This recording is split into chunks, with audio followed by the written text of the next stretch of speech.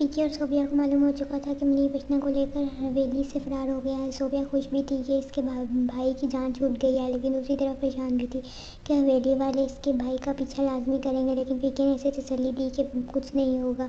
मुनीब और इश्ना अगर भागे हैं तो अपना मंसूबा बनाकर ही भागे होंगे, फिक्र मत करो।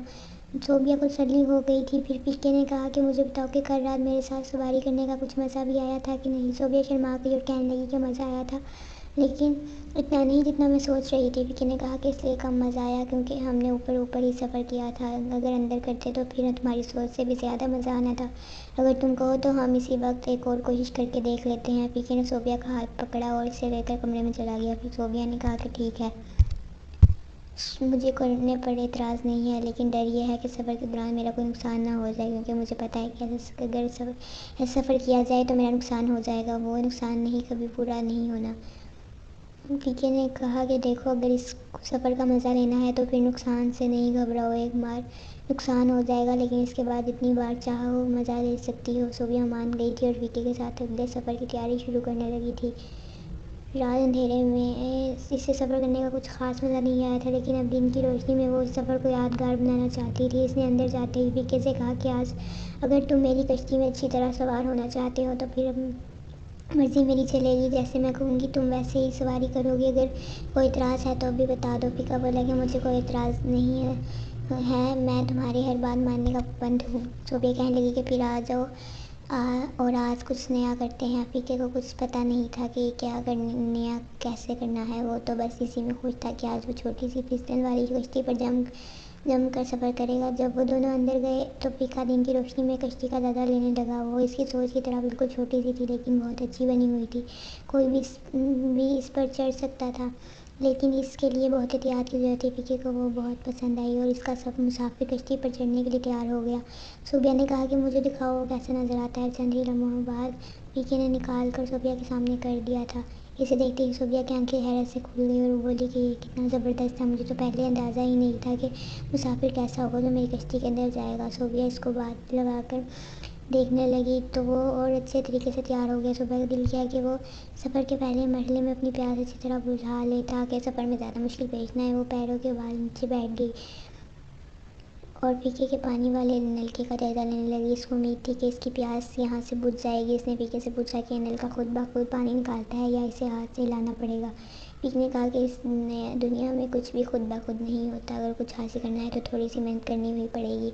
सोबिया ने पूछा कितनी मेहनत लगेगी। फीके ने कहा कि ये तो तुम पर मुनहसर होगा कि तुम कितना वक्त लगाती हो, क्योंकि नलका तो पानी से भरा पड़ा है। बस थोड़ी सी मेहनत की ज़रूरत है। सोबिया ने कहा कि ठीक है, मैं अपनी प्यास बुझाने के लिए आज हर हद तक जाऊंगी। ये पानी जितनी भी गहराई में होगा इसे निकाल कर पी लूँगी, क्योंकि मैं चाहती हूँ कि सफ़र शुरू करने से पहले ही कुछ ना कुछ प्यास बुझ जाए।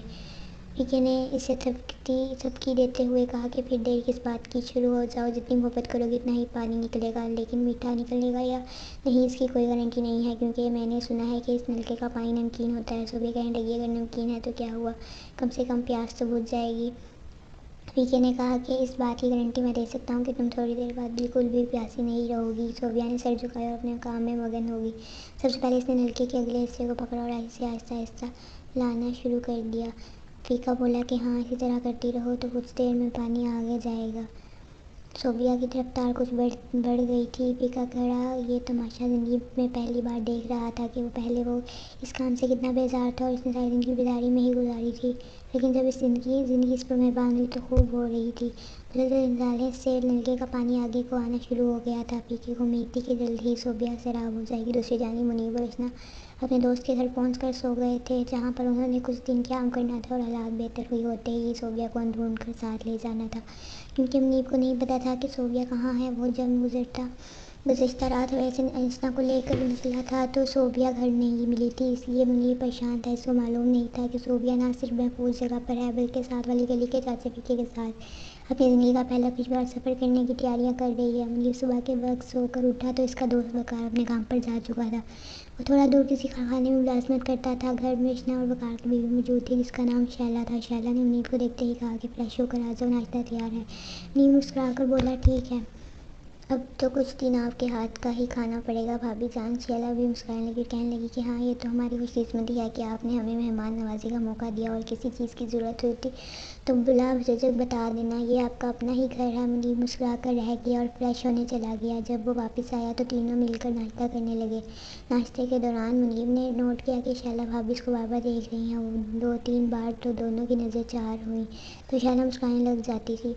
मुनीब को थोड़ा अजीब सा लगा, लेकिन वह समझा कि शायद शैला भाभी की आदत ही ऐसी है।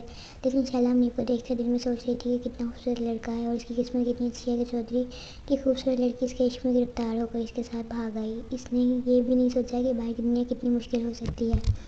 नाश्ते से फारिग होकर मुनीब अपने दोस्त प्रकार के कमरे में चला गया और वहाँ पर पुराने रसालों की वर्क गिरवानी करने लगा। फिलहाल से इसे कुछ काम नहीं था। वो घर से बाहर भी नहीं निकल सकता था कि कहीं किसी की नज़र में ना आ जाए। वो जानता था कि चौधरी मुदस्सिर के बंदे हर जगह इसकी बोझ समझते फिर रहे होंगे, और मुनीब का ख्याल दुरुस्त था। जैसे ही दिन चढ़े हवेली में मुनीब और रचना के भागने की खबर मिली थी तो चौधरी मुदस्सिर ने अपने मुलाज़िमों पर क़यामत ढा दी थी और कहा कि अगर 24 घंटों में अशना बीबी घर न आई और मुनीब को पकड़कर हवेली में वापस ना लाए तो मैं सबका बुरा हाल कर दूंगा। दूसरी जानिब चौधरी मुदस्सिर ने कई बार अपने बंदे सोबिया और मुनीब के घर की जानिब भी दौड़ाए। इसका ख्याल था कि सोबिया घर में होगी तो इसे उठवाकर हवेली ले आएगा, लेकिन वहाँ कोई भी नहीं था। वो हैरान हो रहा था कि मुनीब और अशना तो भागे हैं, सोबिया कहाँ छुप गई है। बहरहाल वो आराम से बैठने वाला नहीं था। इसके बंदे हर तरफ फैल गए थे, जो भी मिलता है इससे पूछते, लेकिन अभी तक इनको कोई कामयाबी नहीं मिली थी। अर्चना शैला के साथ दोपहर के खाने की तैयारी करवा रही थी, क्योंकि फारिग बैठना इससे भी अच्छा नहीं लग रहा था। शैला इस कमरे में आ गई जहाँ मुनीब बैठा हुआ था। मुनीब से देखकर उठ खड़ा हो गया और बोला, भाभी कोई काम है तो बता दे। शैला ने अपनी दिल प्रेम मुस्कुराहट इसकी जानिब छाली और बोली, काम तो है, आपसे बताऊंगी भी, लेकिन मुनासिब वक्त आने पर। मुनीब इसकी बात सुनकर थोड़ा हैरान हुआ और बोला कि ठीक है भाभी जान, आपको जब मुनासिब लगे आप मुझे बता देना। शैला बोली, हाँ हाँ, काम तो मुझे आपसे है, लेकिन अभी बता नहीं सकती, मुझे शर्म आती है। ये कहकर वो कमरे से बाहर निकलने में थोड़ा परेशान हो गया था।